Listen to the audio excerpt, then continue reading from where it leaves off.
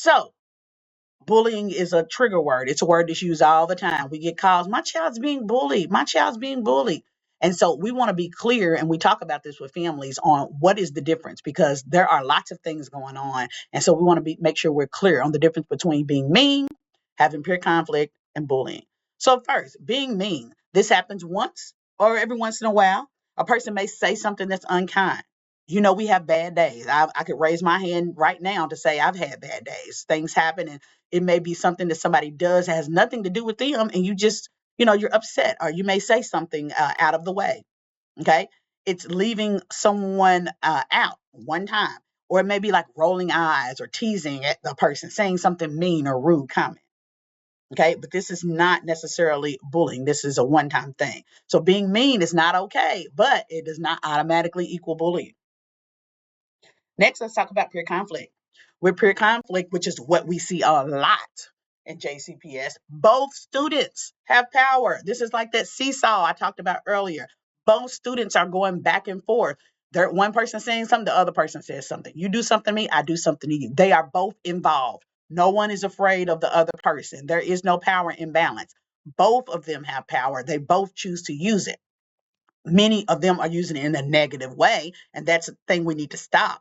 But both are arguing, for example, over a game, or they're disagreeing. Both are posting hurtful things. This is friendship drama. This is back and forth between friends, or you don't have to be friends. It's back and forth between students.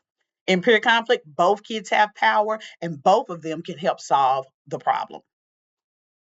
And last, let's look at bullying. We know it's on purpose, that deliberate, it's repeated, and that power difference, that power imbalance. So this happens more than once. We know it's done with intent. It's intentional to hurt that person, whether it's physical, emotional, all those different things we talked about. And of course, it's hard for the student that's being harmed to make it stop, because we think about that seesaw again. It's more weight on one side. So that person that's being harmed is up out of their comfort zone. They can't get down. They can't do anything by themselves. They have to wait until those different power struggles are stopping. And so in this situation, the student causing harm continues even if the person asks them to stop. You let that person know, I don't like it. You let that person know you feel disrespected, or whatever it may be, and they continue to do it anyway. And in this situation, bullying is serious. Of course, we know that. And adults need to step in. We need to step in and support the student that is being harmed. We need to step in and support the student that's causing harm. Figure out what's going on and get them some support services so that they can stop doing the things that they're doing, because we know hurt people hurt people. So how can I support students? You as an educator, what can you do? Here are 3 strategies, direct strategies that you can employ daily. First off, be a safe adult. What does that mean? So we know relationship building is key. When a student can trust you to be consistent and fair and caring, they feel safe, even if things don't go the way that they want to each time. So the first thing is being a safe adult. The second strategy you can use is give immediate restorative and emotional support. Okay. Direct interventions focus on student safety and emotional well-being immediately after the event. So maybe no, you couldn't stop it immediately, or if something was already said, the words have already went across, that person's already hurt, that person's already embarrassed. But you can step in after it's over. Maybe you got out there a few minutes late if you weren't able to intervene before, and say, you know what, come on, you all right with me. Or say something positive to that student, or let that student know what just happened is not okay here at this school. And I want to let you know that I'm going to look into that. I just want to let you know you matter to me. I want to let you know that you have value here at such and such school. Okay, so saying something, being restorative, saying something to help that student with their emotional well-being at the time. It goes a long way. Step number 3, active advocacy with your school administration. Teachers, educators, you serve as a crucial voice for students who may not advocate for themselves. You know, some students are shy, they won't speak up. You can be their voice. You can speak up on their behalf. Even if you don't know what to do, speaking up to your admin team. Hey, I'm noticing in the hallways that this person and this person is every day, or I keep seeing this group of boys coming over bothering my such and such student. You don't might not know all the details, but you can speak up as a teacher. Or if it's in your classroom, you can make changes. Hey, we're going to switch it up. You're going to sit here, you're going to do this, or That's not how we roll in my classroom. We're respectful in here. This is not what we do.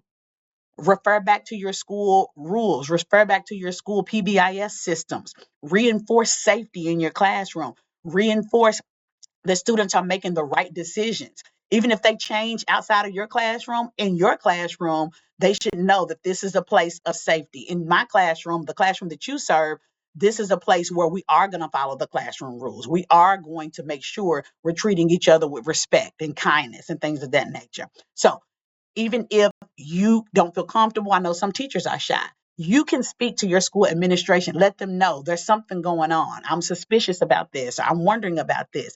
Be a voice, be an advocate for your students. So, looking at it from a ML or multilingual learner lens, I want to check on these things. Okay, I want to make sure I go back on these things. Immediate translation communication. Sometimes there's something going on with some of our ML students. Contacting the families, or getting whoever it is, whether it's the BIA at your school or somebody using the translation line, make sure that you're able to get the information to the family so they're aware of what's going on.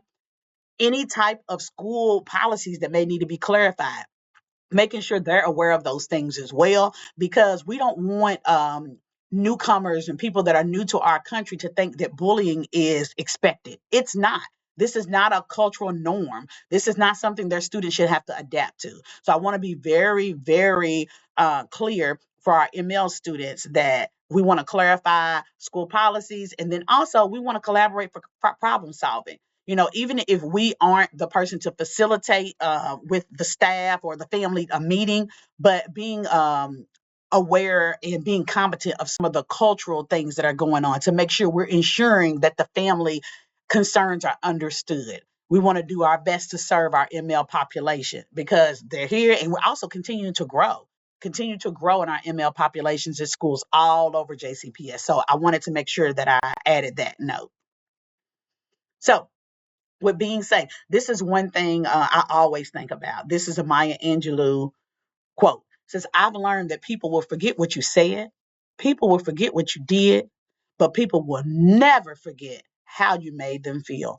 And we want you to make students in JCPS feel safe. We want them to trust you. We want you to have consistent fairness in how you deal with students, not showing favoritism, but being consistently fair to all students, and then caring, making sure they know that you care about them. You see them as an individual, not just someone in the class, but you see them, you know them. That helps to build that relationship so you're seen as a safe adult.